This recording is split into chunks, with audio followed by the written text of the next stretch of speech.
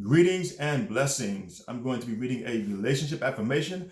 But before I do that, please, once again, click on that subscribe button, subscribe to my YouTube page, like my content, share my content. And if you're following me on TikTok, please continue to follow me there, like my content, share my content on there as well. And as I always say, tell a friend to tell a friend to tell a friend to check out my content on all three social media platforms, YouTube, TikTok, and IG. You can DM me for information on all three of them, and also on my books. I have books as well.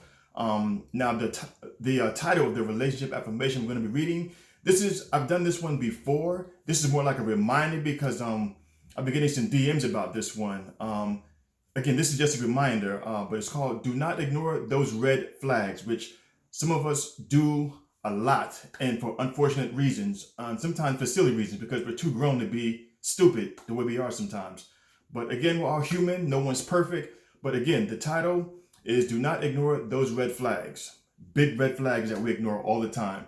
So again, this is just a reminder. I've done this video before, but I'm going to go over it again because of the conversations I've been having with some people, and I just feel sorry for them. So again, if they're pursuing you while they have someone else, like if they're married or in a relationship and they're pursuing you and they're messing with you and they act like they want something long-term with you, what makes you think that they won't do that same thing to you? Them pursuing you the way they are, you already know their character.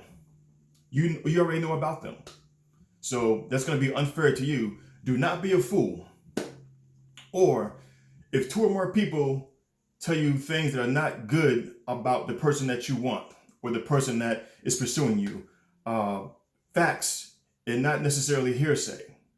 Like say if you have friends who know of them, or when you get with them, their friends tell you things that are unhealthy, their neighbors, their co-workers, and sometimes even their family. If they're telling you things about the person that you're with or want to be with, I always say if it's two or more people, believe it. Because if everyone coming from different places who don't know each other saying the same type of things about the person that wants to be with you or the person that you want to be with, leave that person alone. Big red flags, because those people should not be telling you things that will happen in your relationship and things that won't happen in your relationship. Like they should not know those things. 6 or 7 people all saying the same things. That's not cool. Again, if it's more than 2 people, red flags. If they're saying, negative things about the person you want to be with. So be careful of that. No one's perfect, but be careful of that. If it takes them over an hour or the next day or a few days to hit you back, to text you back or to call you back, they're really not interested in you. They don't care too much about you because it seems like they don't even have time for you, or they're busy with somebody else. Again, do not be nobody's fool. If they can't text you back, if they're at work and they text you back later, that's understandable. But if they're not at work and you're used to getting that quick reply from them, something is wrong. But to text you back hours later, the next day, or several days later, they're not really into you as much as they may say they are.